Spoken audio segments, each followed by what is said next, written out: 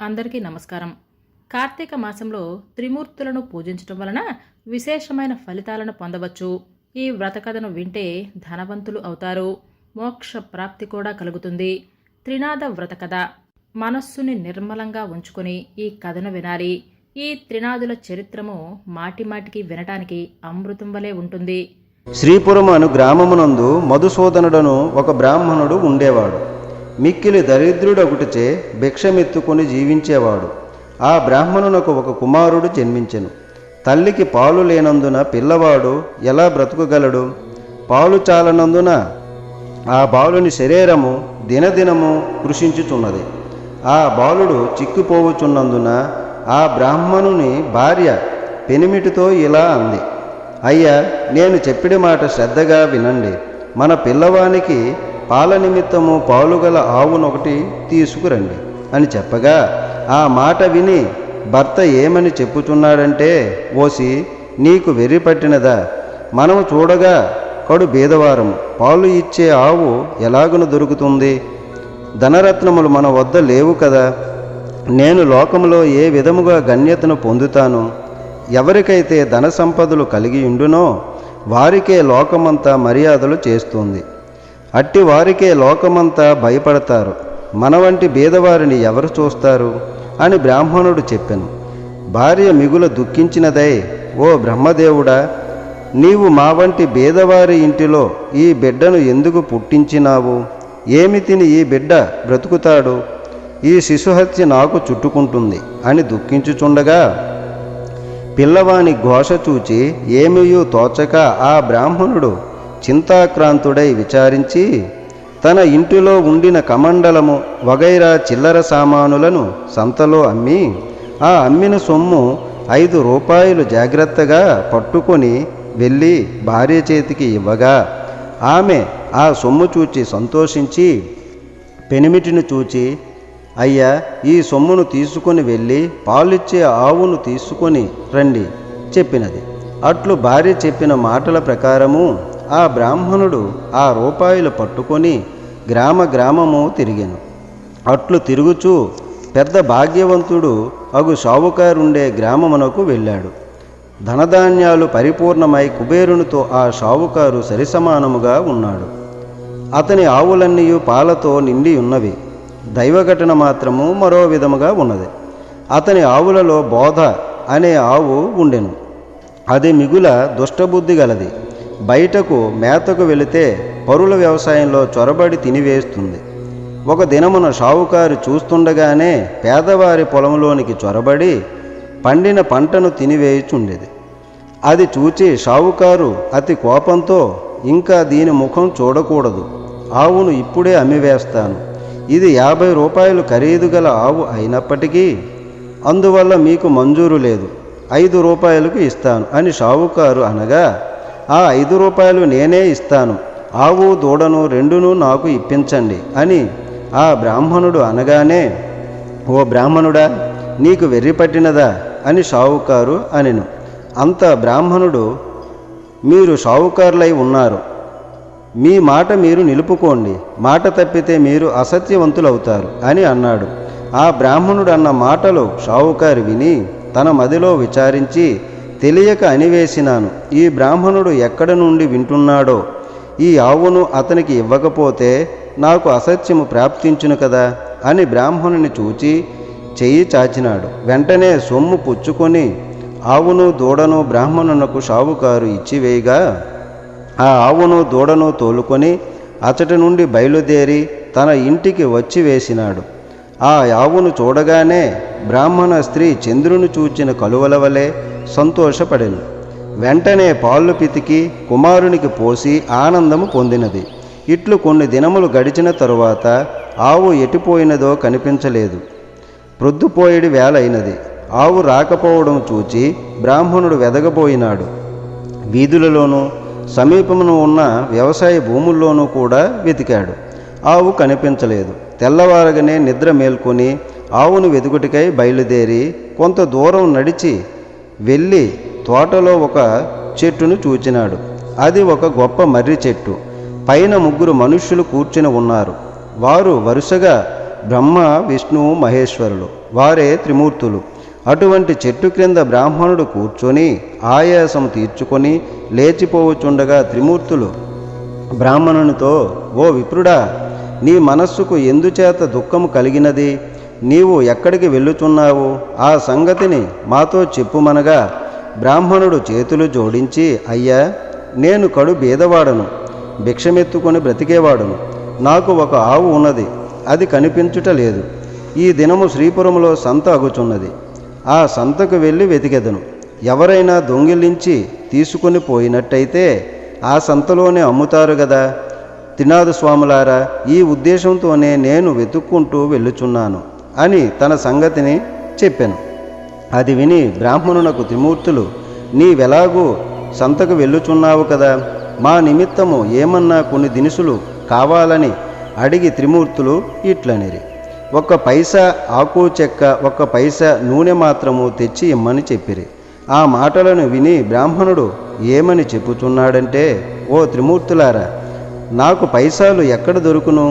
నేను బీదవాడును గదా, భిక్షమెత్తుకుని జీవించుచున్నాను అని అనగా త్రిమూర్తులు ఏమి చెప్పుచున్నారంటే, ఓ బ్రాహ్మణుడా, విను.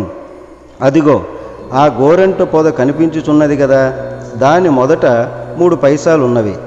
ఆ మాటలను విని బ్రాహ్మణుడు వెళ్ళి ఆ గోరంటు గడ్డి మొదలు పైకి లాగేసరికి 3 పైసాలు దొరికినవి.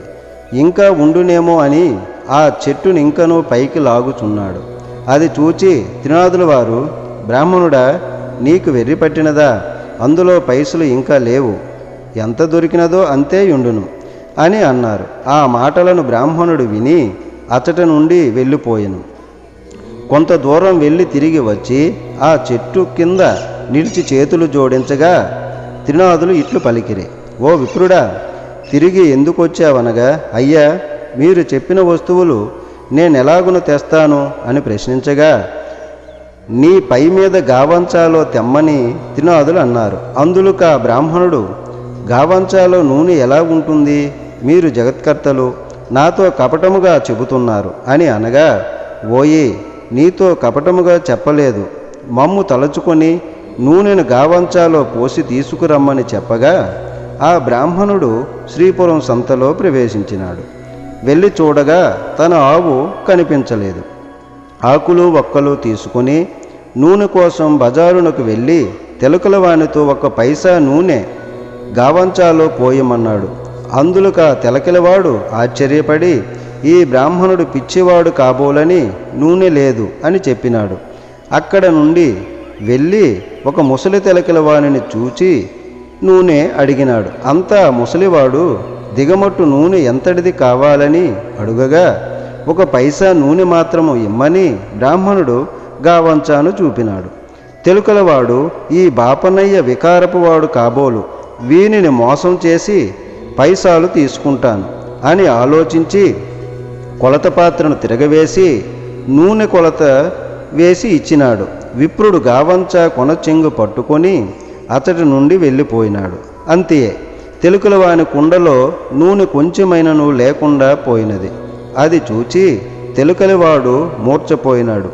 తెలుకల వాళ్ళందరూ పరుగెత్తుకు వచ్చి ముసలివాని ముఖంపై నీళ్లు చల్లి సేదదీర్చి కూర్చుండబెట్టినారు.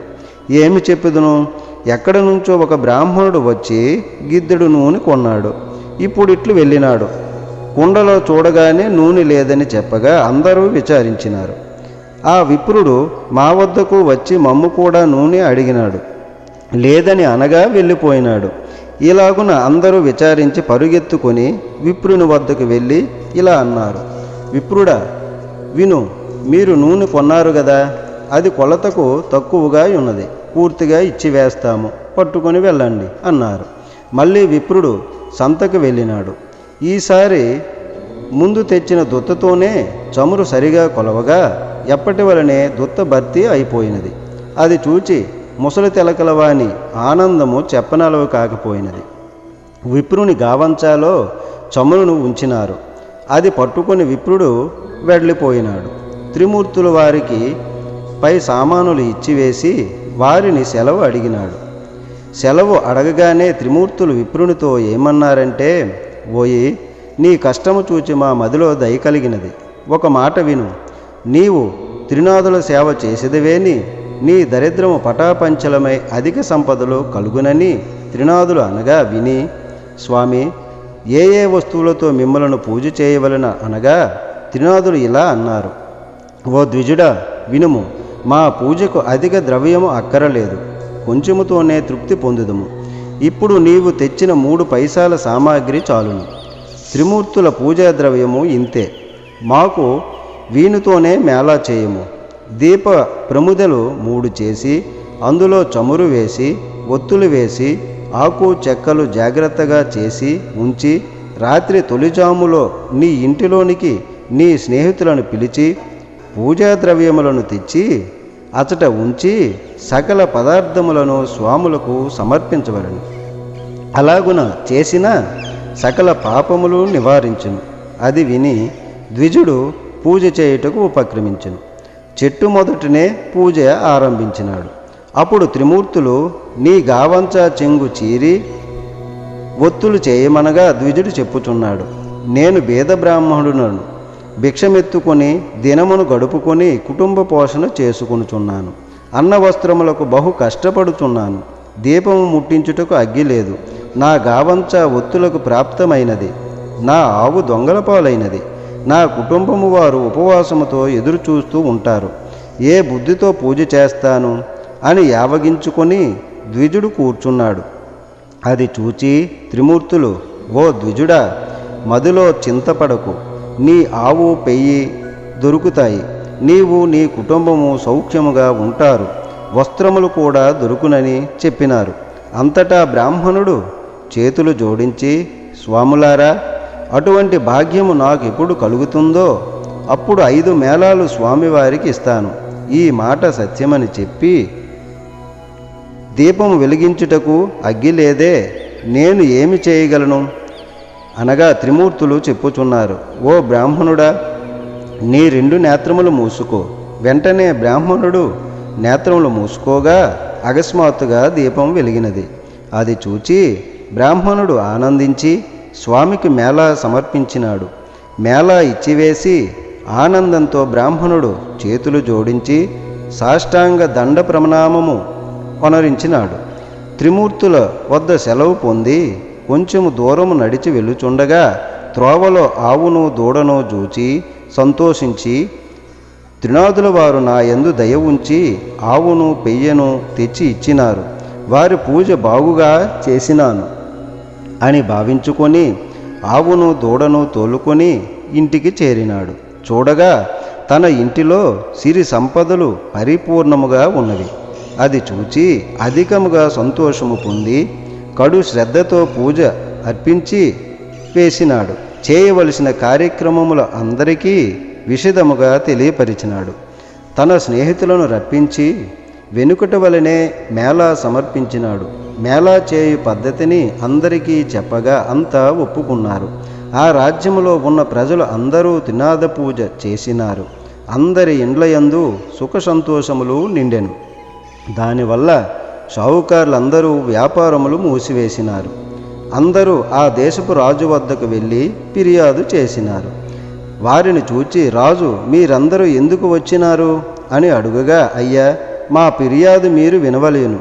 మధుసూదనుడను బీద బ్రాహ్మణుడు ఒకడు భిక్షమెత్తుకుని జీవించేవాడు. శ్రీపురము వెళ్ళి వచ్చి త్రినాద మేళాను ఆచరించినాడు. త్రినాదులు ఏ దేవతలో వారిని ఆ బ్రాహ్మణుడు పూజించగానే సకల సంపదలు అతనికి కలిగినవి. ఊరిలోనున్న రైతులు 50 మంది త్రినాద మేళా చేసినారు.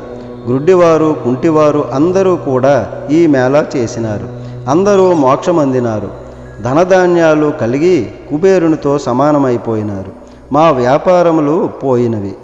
మా క్రయ విక్రయములు ఎలాగున జరుగుతాయి అని చెప్పగా రాజా ఆ మాటలు విని చాలా కోపము తెచ్చుకొని సకల జనులను పిలిపించి కోపముతో ఇట్లన్నాడు: త్రినాదులనే దేవతలు ఏమి దేవతలు? వారిని మీరు ఎలా పూజించుచున్నారు? నేను చెప్పుచున్నాను వినండి. ఆ పూజ మీరు చేయకూడదు. అట్లు పూజ ఎవరు చేస్తారో వారు 500 రూపాయలు జరిమానా ఇచ్చి 6 మాసాలు ఖైదులో ఉండవలసింది.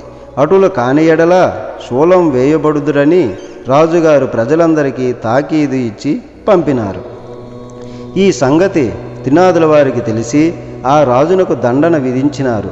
దాని ఫలితముగా రాజకుమారుడు చనిపోయినాడు. నగరంలో ఏడ్పు ఘోష వినిపించుచున్నది. ప్రజలందరూ విని రాజవద్దకు పరిగెత్తినారు. రాజు దైవకృప తప్పడం వల్ల తన కుమారుడు చనిపోయినాడని అనుకుంటూ ఉన్నాడు. కుమారుని ముఖం చూస్తూ రాజు ఏడ్చుచున్నాడు. తల్లి, బంధువులు మొదలగు వారంతా దుఃఖించుచున్నారు. దహనము చేయుటకై స్వర్ణభద్ర నదీ తీరమందు ఆ శవమును ఉంచారు. త్రినాదులకు దయ కలిగినది. రాజకుమారుని బ్రతికించి వేతుమా, మనకు పేరు ప్రఖ్యాతులు కలుగును అని బాగుగా ఆలోచించి బ్రాహ్మణ రూపంలో ఆ శ్మశానమునకు వచ్చినారు. రాజును వారి సమూహమును చూచి, మీరందరూ ఈ నదీ తీరమునకు ఎందులకు వచ్చినారు? ఏల విచారముగా కూర్చున్నారు? ఈ పిల్లవాడు ఎందుకు పండుకొని ఉన్నాడు? ఇతని శరీరంలో చల్లదనము కలదే అని అడుగుగా అంతా త్రిమూర్తులతో ఇలా అన్నారు. మీతో ఏమి చెప్పగలము? రాజకుమారుడు చనిపోయినాడు. ఆ రాజేమి దోషము చేసినో గాని ఈతడు చనిపోయినాడు అనగా ఈ కుర్రవాడు చనిపోలేదు. త్రినాదుల వారికి రాజు అపరాధము చేసినందున ఈ చావు కలిగినది. ఇప్పుడు మీరందరూ త్రినాదులను భజించితే ఈ బాలుడు లేచి కూర్చుంటాడు. మా మేళా చేయుటకు రాజు ఒప్పుకున్నట్లయితే ఈ రాజకుమారుడు బ్రతుకగలడు అని చెప్పి త్రిమూర్తులు అదృశ్యులైనారు. అందరూ వారి మాటలను విని త్రినాథ స్వాముల పేరు ఆ రాజుతనయుని చెవిలో చెప్పినారు. 7 మేళాలు చేయుటకు ఒప్పుకున్నారు. అలా ఒప్పుకోగానే రాజకుమారుడు లేచి కూర్చున్నాడు. అది చూచి అందరూ సంతోషమును పొందినారు. అప్పుడు త్రిమూర్తుల పేరును మాటిమాటికి స్మరించినారు. అందరి నోటి నుండి వెలువడిన పలుకులు సముద్ర గర్జన వలె వినిపించినవి. అటువంటి సమయమున ఒక వర్తకుడు ఆ ఊరి మీదుగా తన ఓడలలో విదేశములకు సరుకులను తీసుకువెళ్ళుచుండెను. ఆ ఓడలను నడిపించుకొని స్వర్ణభద్ర నదీ తీరమున ప్రవేశించినాడు. ఘోష చేసిన స్థలము దగ్గరకు వెళ్ళినాడు. వారిని చూచి, జనులారా, త్రినాదుల పేర్లు ఏమి పేర్లు? మీరేల స్మరించుచున్నారు? వినడానికి శ్రద్ధగా ఉన్నవి అనగా రాజుగారి మనుష్యులు ఇట్లా అన్నారు. ఓ వర్తకుడా, వినుము. బ్రహ్మ, విష్ణు, మహేశ్వరులు అనేవారు త్రినాథ స్వాములు. అటువంటి ప్రభువులను మా రాజుగారు మన్నించనందున అపరాధుడైనాడు. ఆ అపరాధము వలన ఈ రాజకుమారుడు చనిపోవుటచే ఇతనిని మేము తీసుకువచ్చి అగ్ని సంస్కారము చేయుటకు కూర్చుని ఉన్నాము. ఇది చూచి ఆ ప్రభువులకు దయగలిగెను. వచ్చి వీనిని బ్రతికించితిరి. అందుకు 7 మేళాలు చేయుటకు ఒప్పుకున్నాము. వెంటనే రాజకుమారుడు బ్రతికి కూర్చుండెను. ఈ విధముగా వారు చెప్పగా విని షావుకారు మదిలో సంతోషించి, అటువంటి ప్రభువులు ఎక్కడ ఉందరో చనిపోయిన రాజకుమారుణ్ణి బ్రతికి కూర్చుండెను. నా ఓడల ఒడ్డున అడ్డుకొని ఉన్నవి. నేను ఈ ఓడపై వెళ్ళి వస్తాను. నా ఇంటికి సుఖంగా చేరుకుంటాను. నాకు వ్యాపారంలో నష్టము రాకపోయినట్లయినా ప్రభువుల వారికి 5 మేళాలు చేస్తాను. ఇట్లు మనస్సులో సంకల్పించుకొని ఓడపై కూర్చొని నడిపించుకొని వెళ్ళిపోయినాడు. పైదేశము వెళ్ళి అచట గొప్ప లాభమును పొంది తిరిగి వచ్చి ఓడ నది ఒడ్డున లంగరు వేయించి ఇంటికి వెళ్ళినాడు. తన నౌకర్లందరూ ఓడలోని ధనమును మోసుకొని పోయినారు. ధనమును ఇంటిలో వేసుకొని షావుకారు సంతోషంతో ఉన్నాడు. ధనమును చూచి ప్రభువుల వారి మేళాలు మరిచెను. అందుకు ప్రభువులకు కోపము కలిగి దండన చేసినారు. ఓడ నీటిలో మునిగిపోయినది. నౌకర్లు, ఓడలోనున్న వారందరూ నీటిలో మునిగిపోయిరి. అది తెలిసి అతను కూడా భూమిపై పడి గోల పెట్టినాడు. మరికొంతసేపటికి తెలివి తెచ్చుకొని ఏడ్చుచుండగా ఆకాశములో నుండి త్రినాదులు, నీవు మాకు మేళాలు ఇచ్చినావు కావు, అందుచేతనే ఓడ మునిగినది. నీవు 5 మేళాలు సమర్పించినట్లయినా నీ ఓడ నీకు ప్రాప్తించును అని సెలవిచ్చినారు. అది విని షావుకారు మదిలో దుఃఖించి, ముందు నేను సంకల్పము చేసి ఉంటిని, ప్రభువుల మహిమను మరచితిని. ఇప్పుడే త్రినాదుల వారికి మేళా ఇస్తాను అని మదిలో నిశ్చయించుకొని మేళాకు కావలసిన సామాగ్రి తెప్పించి స్నేహితులను రప్పించి ప్రభువుల వారికి మేళా సమర్పించి ప్రార్థించినాడు. నీటిలో మునిగిపోయిన ఓడ వెంటనే పైకి తేలినది. అది చూచి పట్టలేని సంతోషము పొందెను. పరిచారకులు నౌకర్లు ఓడలో గల మిగిలిన ధనమును కొనిపోయినారు. ధనమును మోయించి షావుకారు ఇంటిలో ప్రవేశించెను. ఆకులు చెక్కలు అన్నీ స్వామివారికి మేళా సమర్పించి సాష్టాంగ దండ ప్రమాణములు చేసినారు. రాజ్యమంతా త్రినాథస్వామి మేళా గురించి ప్రకటనలు పంపినారు. మేళాను చూచుటకు అంతా వస్తున్నారు. ఇట్టి స్థితిలో గ్రుడ్డివాడొకడు త్రోవను పోయేవారితో, అన్నా, మీరెవరు? మీ పేరేమిటి? మీరెక్కడికి వెళ్తున్నారు అనెను. వారు మేళా చూచుటకు అనిరి. అది విని గ్రుడ్డివాడు, నాకు కండ్లు కానరావు, మీరందరూ నేత్రములతో చూస్తారు, నేను దేనితో చూస్తాను అని అనగా, గ్రుడ్డివాడా, త్రినాథస్వామి వారిని భజింపుము, నీ కన్నులు బాగుగా కనబడును, ప్రభువుల వారి మహిమను చూడవచ్చును అని చెప్పి వారంతా మేళా వద్దకు వెళ్ళి ప్రవేశించినారు. గ్రుడ్డివాడు ఆ త్రోవలో కూర్చొని స్వామివారిని భజించుచున్నాడు. అట్లు భజన చేయుచుండగా కొంచెము కన్నులు కనిపించినవి. అప్పుడు గ్రుడ్డివాడు కొంత దూరం పోయినాడు. దారిలో ఒక సొట్టవాడు కూర్చుని ఉన్నాడు. వానిని చూచి చూడగా, నీవు గ్రుడ్డివాడవు, ఇంత కష్టముతో ఎక్కడికి వెళ్ళుచున్నావు అని అడిగాను. గ్రుడ్డివాడు చెప్పుచున్నాడు, అన్నా, నేను మేళాను చూచుటకు వెళ్ళుచున్నాను. ఆ మాటలు సొట్టవాడు విని, స్వామివారి దయ నా మీద లేదు, చేతులు కాళ్ళు సొట్ట, నేనెలాగున నడవగలను? నీకు కాళ్ళున్నవి, డేక్కునైనా వెళ్ళగలవు. అంతా గ్రుడ్డివాడు చెప్పుచున్నాడు. నీవు త్రినాథస్వామి వారిని భజింపుము, నీ చేతులు కాళ్ళు బాగవుతాయి. క్షణంలో ఇద్దరము కలిసి వెళ్ళిపోదాం. నేను కేవలము గుడ్డివాడను, ఏమాత్రము కన్నులు కనిపించుటలేదు. త్రినాథస్వామి వారిని భజించినాను కనుక కొంచెము కనిపిస్తున్నవి. అందుచే నీవు కూడా స్వామివారిని భజించినావంటే నీ బాధలు నివారణ చేస్తారు అని చెప్పగా, సొట్టవాడు త్రినాథ త్రినాథ అని భజించినాడు. గ్రుడ్డి అన్న, నీకు కాళ్ళున్నవి, నడువగలవు, నేను ఎలాగూ నడువగలను? నన్ను నీ భుజం మీద కూర్చోబెట్టుకొని నెమ్మదిగా నడిచి వెళ్ళు, నేను త్రోవ చూపుతూ ఉంటాను. నిశ్చింతగా ఇద్దరము మేళాకు చేరుకుందాం అని సొట్టవాడు చెప్పాడు. అతని మాటలు విని గ్రుడ్డివాడు సొట్టవాడిని భుజముపై కూర్చోబెట్టుకొని మెల్లగా నడిచిపోతున్నాడు. గ్రుడ్డివాడు చెబుతున్నాడు, నేస్తమా, నా నేత్రాలు నిర్మలంగా కనిపించుతున్నవి అని అనగా, సొట్టవాడు, అయ్యా, నేను ఇప్పుడు నడిచిపోగలను. ఈ విధంగా గ్రుడ్డివాడు సొట్టవాడు కలిసి త్రినాథస్వామి మేళా దగ్గరకు ప్రవేశించినారు. ఆ మేళా జరుగు స్థలమునకు నిత్యము ఒక వైష్ణవుడు వస్తూ ఉండేవాడు. అతడు త్రినాథ మేళా చెల్లకుండా ఇంటికి ఎప్పుడూ వెళ్ళిపోతూ ఉంటాడు. అతనిని ఈ ప్రొద్దున మన స్థానమందు కూర్చుండబెట్టవద్దు అని అనుకొని మేళా చేయవారంతా వైష్ణవుడు రాగానే చూచి, మేళా చెల్లకుండా నీవు వెళ్ళుచున్నావు కాబట్టి నిన్ను మేళా వద్దకు రాకుండా ఆపు చేయడమైనది అని చెప్పగా, వైష్ణవుడు ఏమి చెప్పుచున్నాడంటే, నాయన్లారా, నా అపరాధమును క్షమించండి, ఇక నుండి మేళా కాకుండా వెళ్ళను. నేను నికరముగా చెప్పుచున్నాను, నా గురువు ఇక్కడకు వచ్చినా సరే విడిచి వెళ్ళను. దైవయాగమున ఆ క్షణమే గురువు వచ్చి వైష్ణవి ఇంటికి వెళ్ళి, నా శిష్యుడు ఎక్కడకు వెళ్ళినాడు, ఈ దినము అతడు అగుపించలేదే అని వైష్ణవుని గురించి అతని తల్లిని అడిగినాడు. అప్పుడు అతనితో ఇలాగున చెప్పినది, నా కుమారుడు మేళా వద్దకు వెళ్ళినాడు. గురువు మేళ ఎవరిదని అడుగగా, అందులక ముసలిది, అది త్రినాథ మేళ అని చెప్పినది. ఆ మాటలు విని గురువు అక్కడకు వెళ్ళి చూడగా అంతా స్వామివారిని భక్తి శ్రద్ధలతో పూజ చేస్తున్నారు. అది చూచి గురువునకు కోపం వచ్చి బాగా తిట్టి మేళా స్థలమును సామాగ్రిని కాలితో తన్నివేశాడు. తరువాత వైష్ణవుని పట్టుకొని భరభర లాక్కుపోయాడు.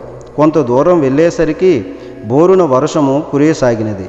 కటిక చీకటి కావడం వలన త్రోవ కనిపించడం లేదు. గురు శిష్యులు చెల్లా చెదురై అతి కష్టము మీద గురువుగారి ఇంటికి చేరుకున్నారు. గురువు ఇంటిలో చూడగా అతని తల్లి గడప వద్ద కూర్చుని ఏడ్చుచున్నది. గురువు ఆశ్చర్యపడి లోనికి పోయి చూడగా అతని భార్య కుమారుడు చనిపోయినారు. వారిని చూచి గురువు మూర్ఛపోయాడు. శిష్యుడు గురువును పట్టుకొని లేపి కూర్చుండబెట్టి ముఖంపై నీళ్లు చల్లి, అయ్యా, తమరు త్రినాథస్వామి వారికి అపరాధులు, త్రినాద మేళాను పాడు చేసినారు. అందుకే మీకిది ప్రతిఫలము. మీరు నిష్ఠతో స్వామివారి మేళాను చేసిన ఎడల మీ భార్య కుమారులు బ్రతుకుతారు అని శిష్యుడనగా, ఆ మాట విని గురువు 5 మేళాలు ఇచ్చుటకు ఒప్పుకొనగా వెంటనే భార్య కుమారులు లేచి కూర్చున్నారు. త్రినాదమేళ పాడు చేసినందుకు నాకు తగిన శిక్ష దొరికింది. నేను మూర్ఖుడను, అధముడను, ప్రభువుల వారి మహిమను తెలుసుకోలేకపోయితిని అని ప్రభువుల వారిని క్షమాపణ వేడి మేళాకు కావలసిన పదార్థములు యావత్తు తెప్పించి అందరితో కలిసి మేళా సమర్పించినాడు. నూనె కాండము చెల్లినది, ప్రభువుల వారి పూజ కావచ్చినది. ఆకులు చెక్కలు అందరూ పంచుకొని సేవించి సుఖం అనుభవించినారు. కార్తీక మాసం ఆదివారం రోజున ఈ వ్రతాన్ని చేసుకోవాలి. ఈ వ్రతానికి ముఖ్యంగా 3 వస్తువులైతే కావాలి: ఆకులు చెక్కలు. 3వ వస్తువు, ఒకవేళ మీరు ఈ వ్రతాన్ని చేసుకోవాలనుకుంటే నాకు కామెంట్ బాక్స్లో చెప్పండి. 3వ వస్తువు ఏంటో చెబుతాను. జై శ్రీమన్నారాయణ.